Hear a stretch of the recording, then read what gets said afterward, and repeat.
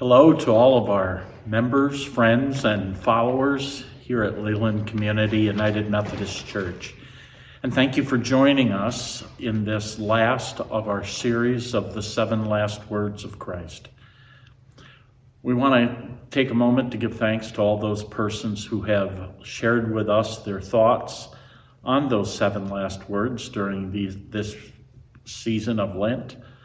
And here, as we are in the midst of Holy Week, we are thinking about the 7th word that Christ shared from the cross.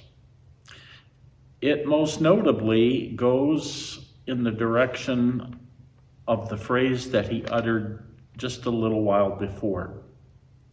My God, why hast thou forsaken me? Biblical scholars tell us that really was something called the cry of dereliction, as Jesus must have felt a total abandonment from God at that time. Some scholars say it was because God could not look upon the sins of the world. I happen to think a little bit differently, that yes, it was necessary for Christ to feel that total sense of humanity, that sense of dying, that sense of being left alone by God. But he follows that statement that was spoken eloquently upon a couple of weeks ago. He follows that statement with this last statement. Luke records it this way. Jesus called out with a loud voice, Father, into your hands I commit my spirit. And when he had said this, he breathed his last. Luke records those words in that fashion. You can also find it in Matthew 27, verse 50, and John chapter 19, verse 30. They say it a little bit differently, and it's not really a quote in one of the Gospels, but Luke gives us the words as we have come to know them. Father, into your hands I commit my spirit.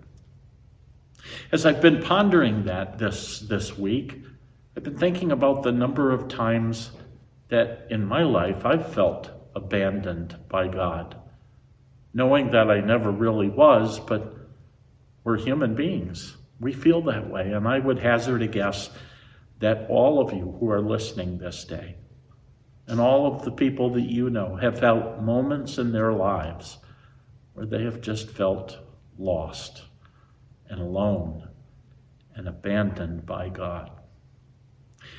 If that's the case, then it certainly makes for a moment of absolute trust as Jesus utters those words, Father, into your hands I commit my spirit. Jesus, even in the midst of feeling abandoned by God, had this moment where he understood God had never abandoned him and never would. And the same is true for us. Do we have absolute trust as Jesus did? Probably not.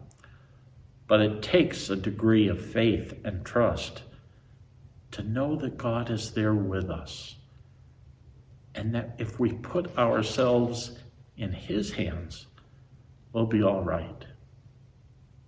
Unfortunately, as human beings, we generally tend to try to fix things ourselves. No matter what kind of awful situation we may find ourselves in, we somehow think in our minds and hearts and souls that we can fix it ourselves, that we can take charge of it, that if we just knew exactly what to do, why, we could handle it and wouldn't need to bother God. But the truth of the matter is that God desires to embrace us. God desires to hear us and to be with us.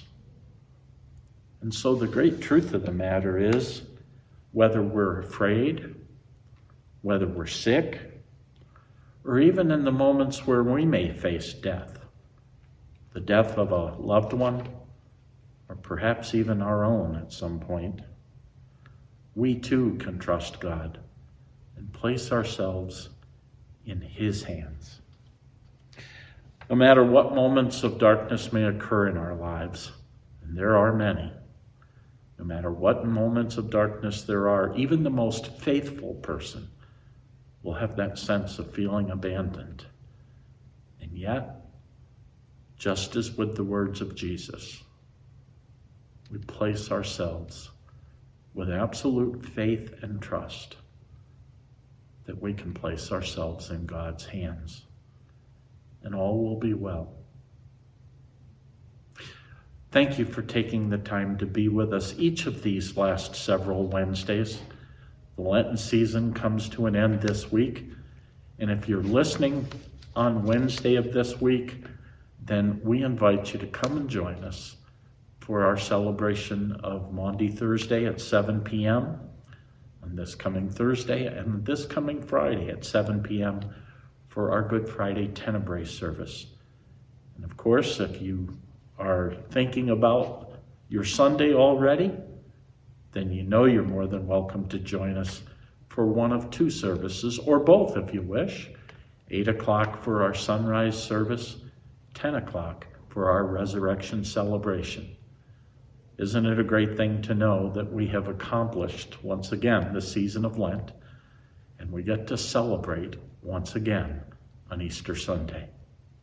It's been good being with you, and we thank you for listening in each and every Wednesday, and we'll look forward to celebrating a happy Easter with you. God bless.